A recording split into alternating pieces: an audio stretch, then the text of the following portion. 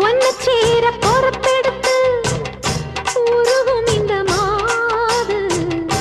தெற்கு திச தென்றலிடும் தினமும் விடும் தூது அம்மன் கோயில் சில எழுது அசஞ்சி வரும்போது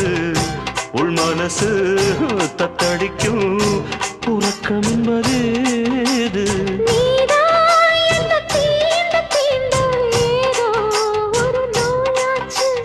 நான் தான் உன்னை சீண்டி சீண்டி பார்த்து ரொம்ப நாளாச்சு கொஞ்சம் இடம் கொடுத்த பச்சை கொடி பிடிச்சா எத்தனையோ வித்தைகளை இப்பவே நீ காட்டிடுவே